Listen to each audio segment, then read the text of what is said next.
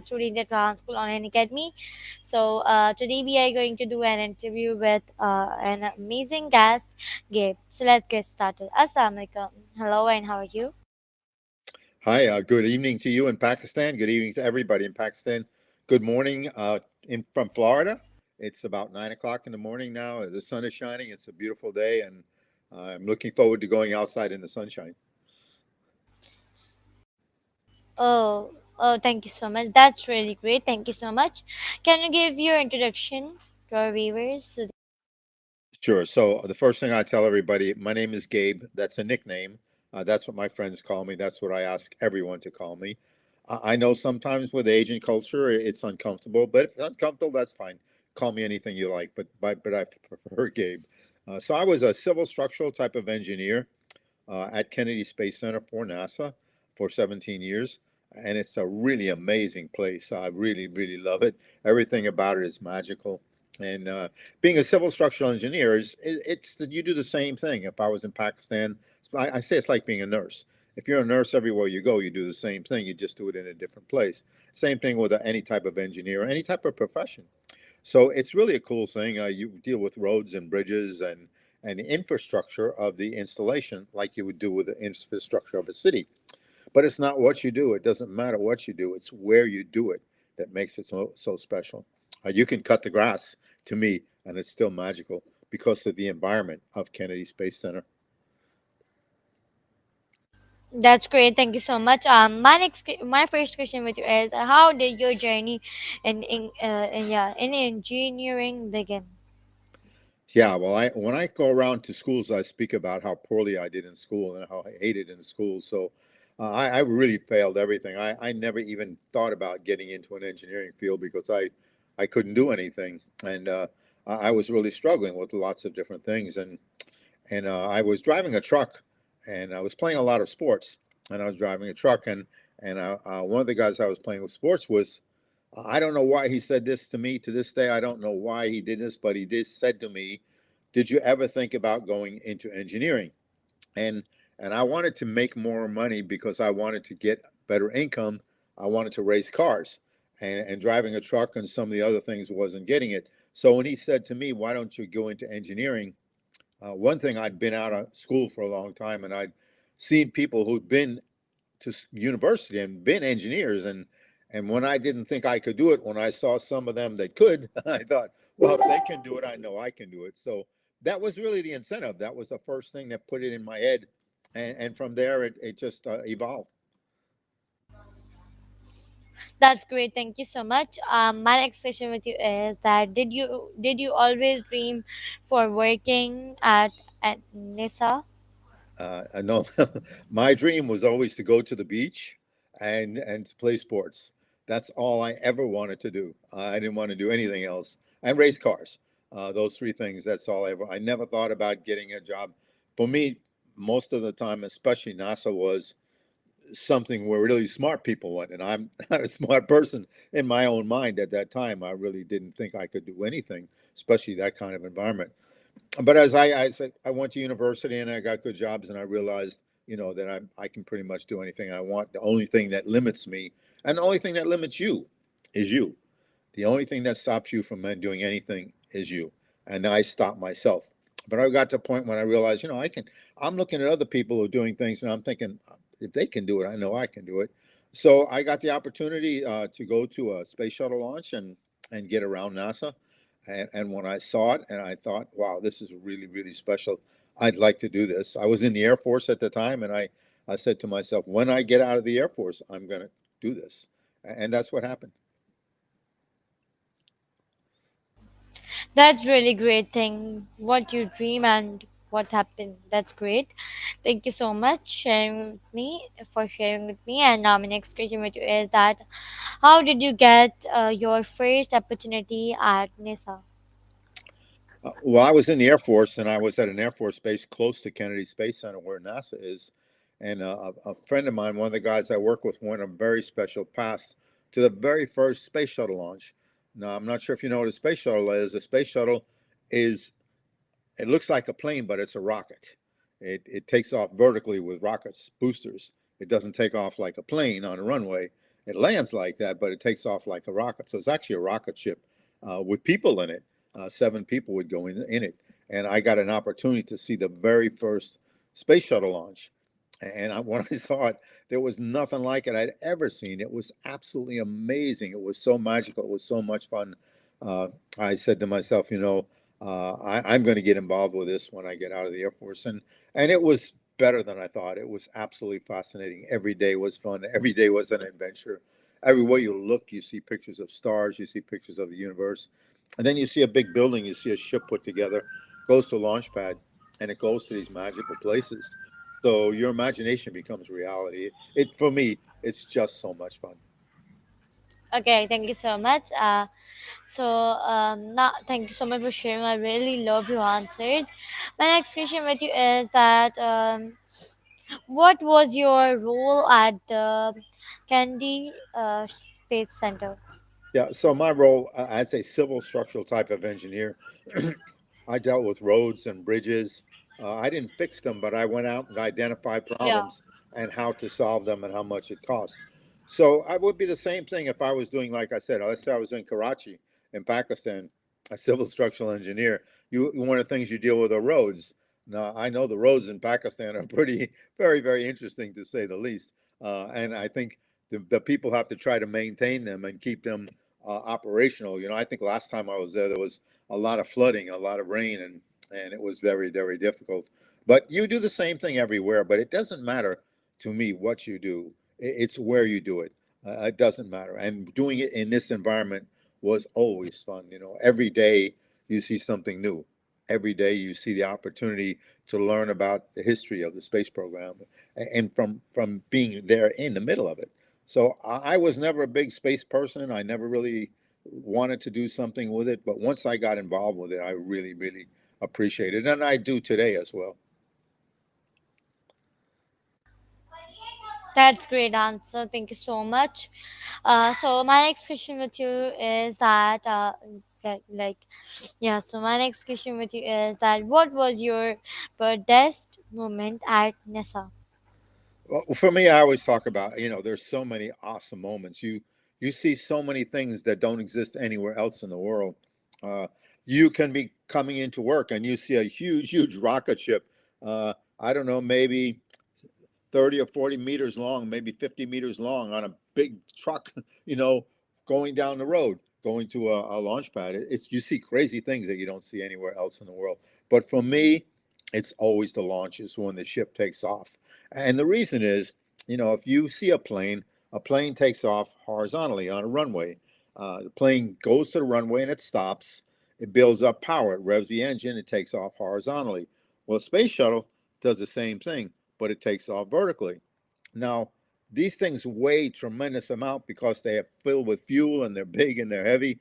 So to get them up, you have to really have a lot of strength. That's called boost. So or lift. So for order to the space shuttle to go up, you need 3 million kilos of lift. What this means is to go up, you have to push down with 3 million kilos. So when we see a launch, we're about 5 kilometers away, which sounds like a long ways away, but it's actually pretty close. But you really can't see it, you really can't hear it. But you're looking in a direction, and we know the countdown. We know it's getting ready to count down, and we know when it's going to go off. And we're looking and looking, and you don't really see it, you don't hear it. Then all of a sudden, you're watching and watching. You get a little vibration in your feet. Your feet and your body are shaking. It's so powerful. It's building up the engines up to 3 million kilos, pushing down on the earth. It's trying to take off, but it's locked down. It literally shakes the earth. So you get this vibration in your body. It's really, really crazy. And all the cars feel it. The cars think somebody's trying to break in. So horns are honking, lights are flashing, sirens are going off, and your body is shaking. It's crazy. And then this thing takes off. It goes like it's going really, really slow. Then it makes a turn, and it's gone. And you're watching it and watching it. You still don't hear anything, and you're watching it. It's really cool. And the next thing you know, you hear it. But you're looking there, and you hear it there. It goes so fast, it leaves the sound behind. It's just amazing. There's nothing like it in the world to me. And I try to go to every single one that I can. Wow, that's great. Thank you so much. My next question with you is that what yeah. What kind of challenges did you face there? To me, I enjoy life. I have fun with everything in life. I never have stress. I never have pressure. I never work. Everything is fun. Everything is a challenge. But the challenge is to do my best as well. I have fun. Sometimes people think if you're having fun, you don't really care. But you can care and have fun at the same time. But for me, every day is this interview. Everything I do is a challenge to me. How well can I do it? How much can I enjoy it? I've been trying to do this interview now with you for a little bit of time. So we finally made it. No problem. Sometimes this stuff happens. Everything we learn in life, it's no problem. But I look at this interview as a challenge to me for 30 minutes. I devote all my time to you. I'm going to do the best I can to make the interview good for you and have fun doing it. I do this with everything in my life. So nothing is more important than anything else. The challenge is to do it. Anybody can do something. Can you enjoy doing it? This is the biggest challenge in life.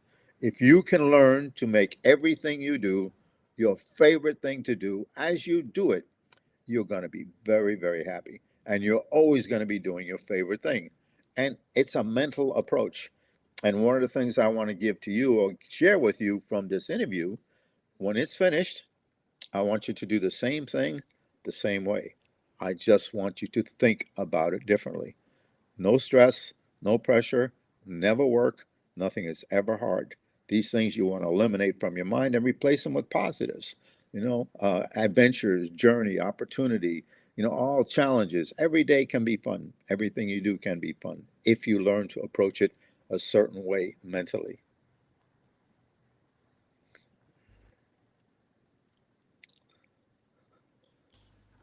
That's great answer. Thank you so much.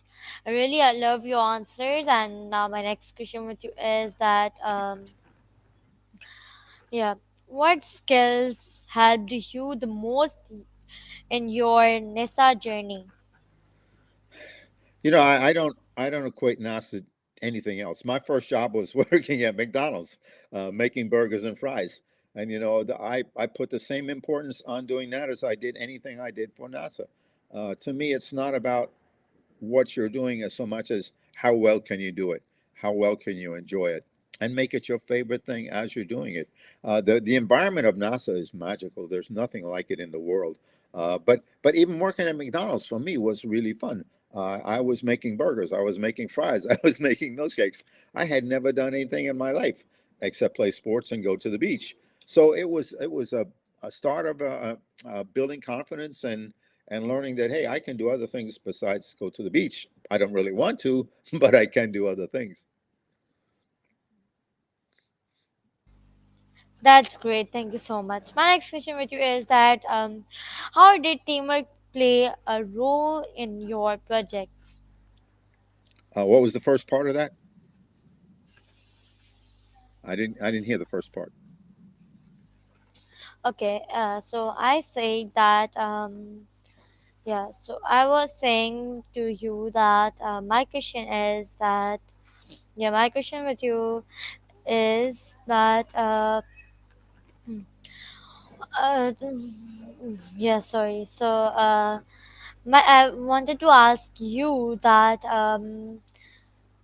wait a second. Sorry. So I was asking to you that how did teamwork play a role in your projects? Okay, thank you. I didn't understand the word teamwork. Now I understand. To me, life is a teamwork. We never do anything. Right now, me and you are a team. We are equal. You can't do this without me. I can't do it without you. So we're a team. Everything to me is a team, and with a team, everybody is equal. If there's 20 people on it, doesn't matter. Everybody has a role. Everybody is equal. Nobody is more important than the other. And you have to learn to get along with people. One of the biggest challenges in your life will be learning to get along with people. You have to get people to trust you, to believe in you, to have confidence in you if you want to be part of a team, especially if you want to be a leader. So it's really important you take the time to look through others' eyes, try to understand how they think the way they do and why they think the way they do. And then you can accept their view as their view. You don't have to agree with it, but you can learn to get along and learn to be responsible. And for me, anytime as a leader, Anytime a decision is made, you ask everybody to get involved. Look, this is what we have to do. This is how I think we should get there. What do anybody have any differences? Let's talk about it. Let's discuss it. Get everybody involved in the process. And if you can do that, everybody will pitch together. You have a common goal, and you're going to be very successful. Yeah, that's great. Thank you so much. My next question with you is that how did you become the director of engineering for the Air Force Special Operation Command? Uh, I was was pretty lucky in a lot of ways. I'm always thankful. One thing I will say to I'm always thankful. No matter what's happened in my life, I'm always thankful. And I never really been goal orientated. I never said, I want to do this, I want to go there. I've never done that. Life has just kind of presented me with opportunities, and I've jumped on them. In the Air Force, you have different positions, and you get promoted, and you move up, and you get different opportunities. So for me, I was part of a general staff, which is a big deal for some people, but for me, it was an opportunity. And and this general, he left from one place and he went to another, and he became the director of special operations.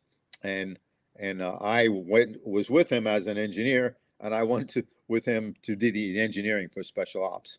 So it was kind of just a good opportunity that presented itself to me, and I had people helping me, which was the big thing. I had someone really helping me do it, and I've had people helping me my whole life. I'm extremely thankful for all the kindness shown to me. When I went to Pakistan the first time, I went to Pakistan really uncertain of the country because we hear so much negative about it in the West, and nothing good. It's all bad. Suicide bombers, terrorists. People want to shoot you if you're a Westerner. That's what was filled with our minds. So when I went there, I was really uncertain about what it would be, but it turned out to be absolutely phenomenal. And the people so kind. You all are very kind. We went to some very poor places, and the first things people said, "Have some tea, have something to eat."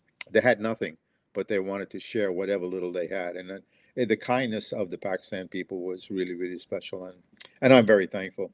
And I feel like I've been very kind. People have been kind to me my whole life. I try to give back. Everywhere I go, I try to give back some kind of way. When I come to Pakistan and go around the world to schools, I try to bring little gifts, anything I can to give back to the kindness shown to me.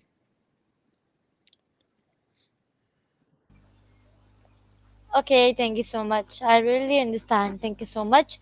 My next question with you is that what kind of missions or projects did you work on?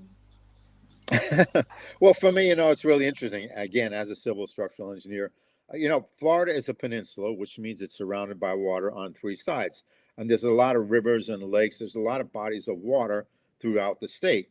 So the flight hardware, the big flight hardware that goes to space, comes by train or comes by truck. And it has to go over the water, so it has to go over the bridges. So one of the things I was responsible for was making sure the bridges were functioning. These bridges are called expansion bridges, which means they open and close to allow ships to go through them. When they come back down, they're lower. That's when things drive over them. And so these things are old and they're having problems. And so they constantly need maintenance. So my job might be I might go in the morning. They say, "Hey, Gabe, this bridge isn't working. Go see what's wrong with the bridge." So I go out there, I talk to the bridge tender, what's wrong with it? How do we fix it? How much does it cost? So this is kind of the fun thing for me that I did. But each one is individual. One thing I did real one time that was kind of unique and would have nowhere else. I also deal with air conditionings. So I went into work. Gabe, this air conditioning isn't working in this building. Go figure out why. So I go to this building. I look at the air conditioning system. It's not working. So what does it feed? What is it for? So I go inside the building. I talk to somebody, and they take me to a little room. It's a cube. It's all glass, and it's maybe 7 meters by 7 meters by 7 meters. And I'm looking inside this thing, and they've got these little cars running around. And I, well, what's this? We're practicing driving on Mars. These are cars we're designing to see how they drive on Mars. So I thought that was really cool to see that. But I did lots of fun things there. I went on roof buildings that were 200 meters high, and you could see the whole area. You could see the whole space center. I got to do so many fun things.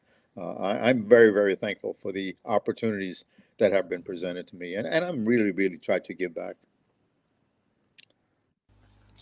That's great. Thank you so much. My next question with you is that how was your Air Force work different from NASA?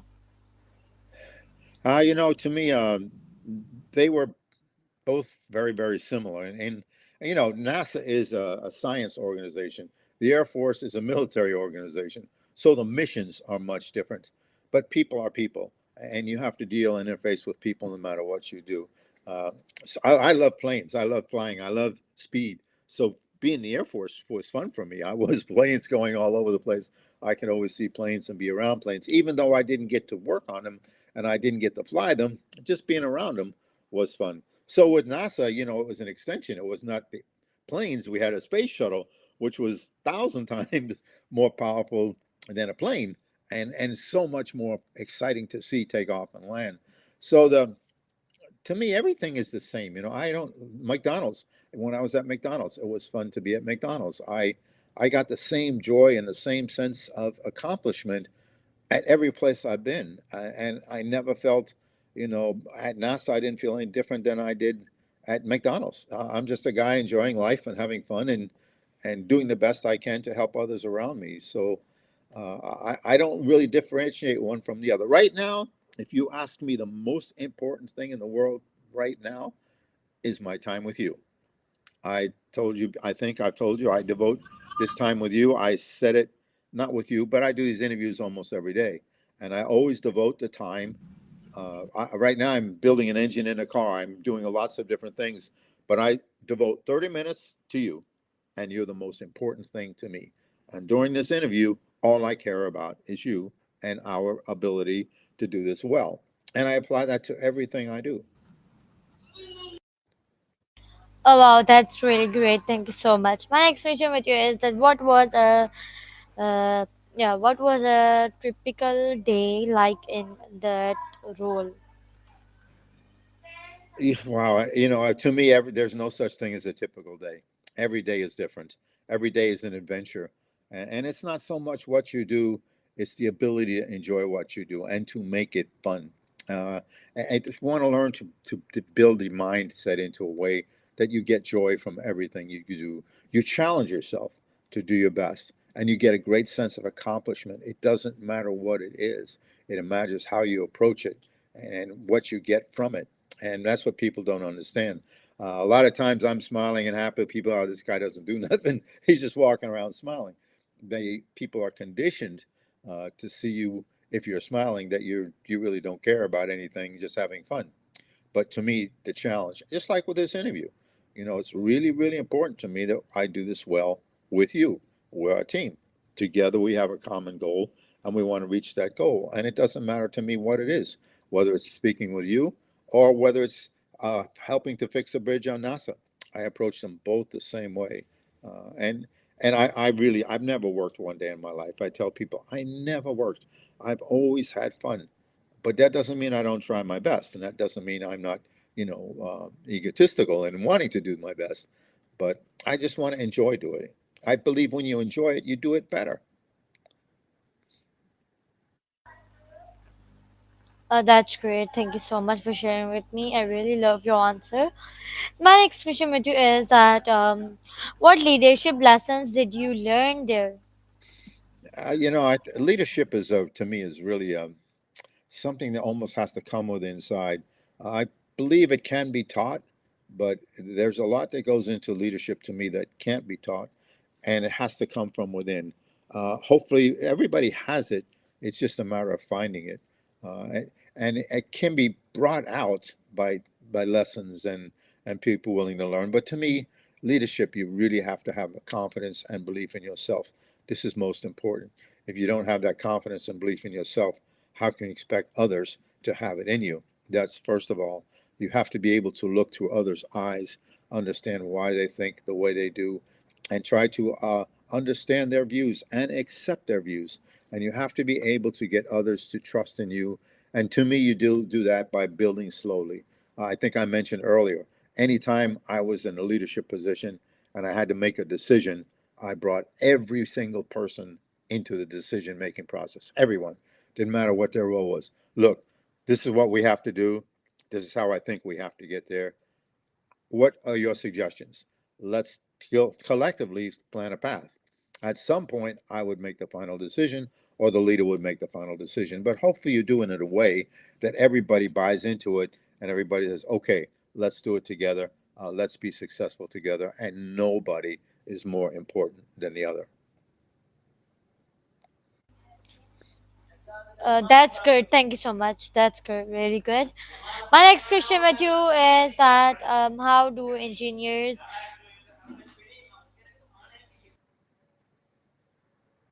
Sorry. I was saying that my next question with you is that how do engineers contribute to military? Well, everything, again, everything is many, many people. The military, uh, let's say there's an Air Force base. When I was on an Air Force base, well, an Air Force base where the military is or the Army is, uh, have to have places to live. They have to have roads to drive on. They have the office buildings to work in. All of these things are just like a little city in a lot of ways, and you have everybody having a role within that city. And for me, my part of my role was dealing with roads and bridges and roofs and buildings, and just to help to make sure that those things were in proper operating condition. Let's say with a launch pad where people are working on the launch pad and they have to build rockets and they have buildings.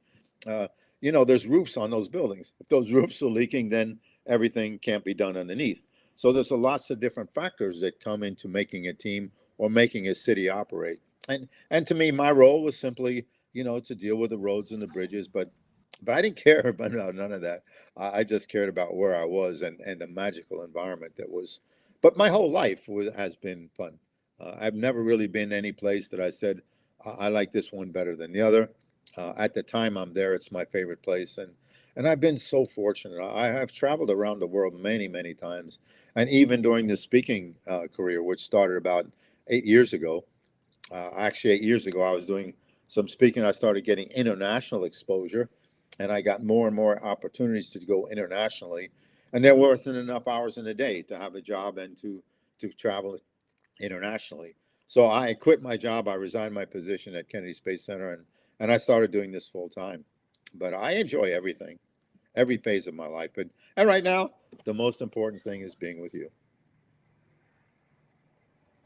Okay, that's great. Thank you so much. Now can you give us an advice to our viewers? Yeah, so I always like to talk about three things. Very, very important to me.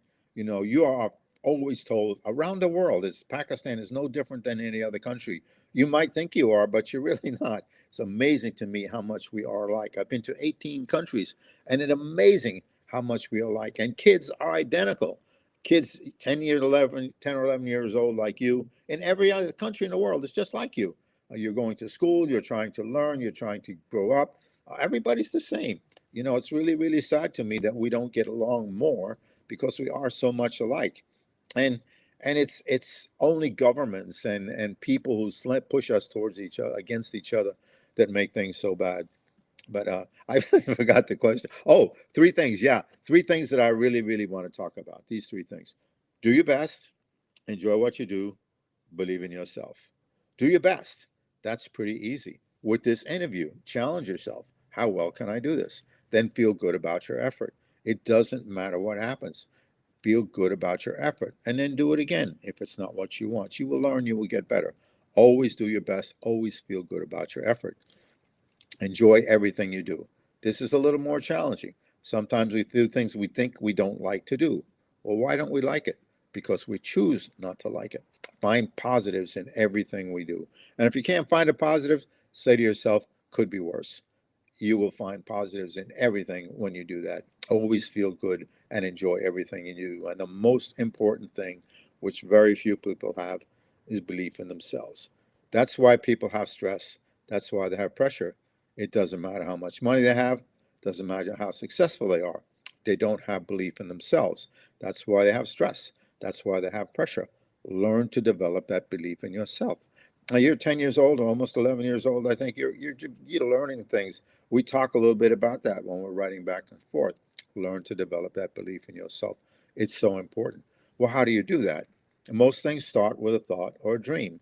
You take that dream and you write it down, say, this is my goal.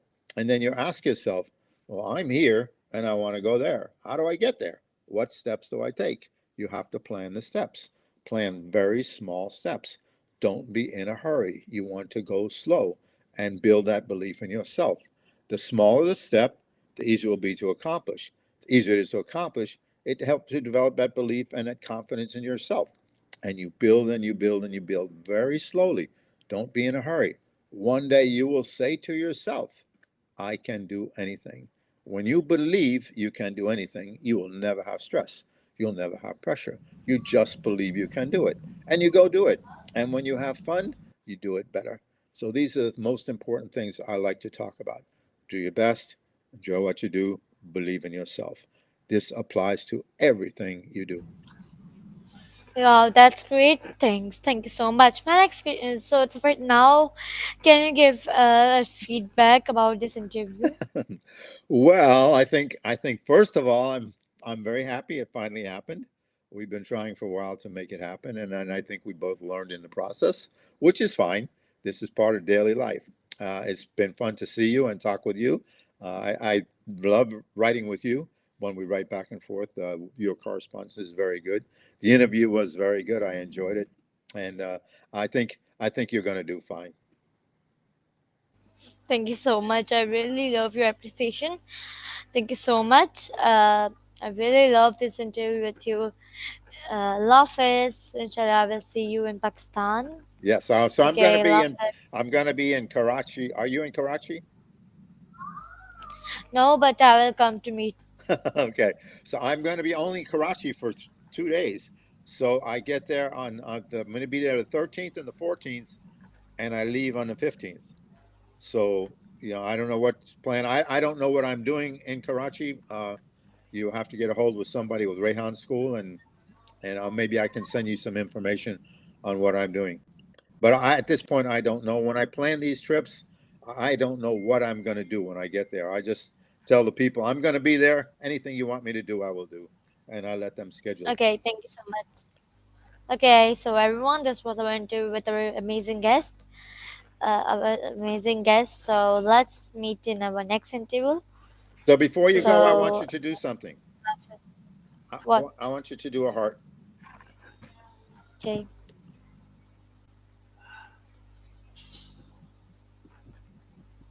okay, is it okay? Great. Thank you so much. Thank you. So Yes. love it, everyone. This was our amazing guest. Thank you so much. Okay. So goodbye to everybody. Thank you for the opportunity. Hopefully, I'll see you in a few weeks.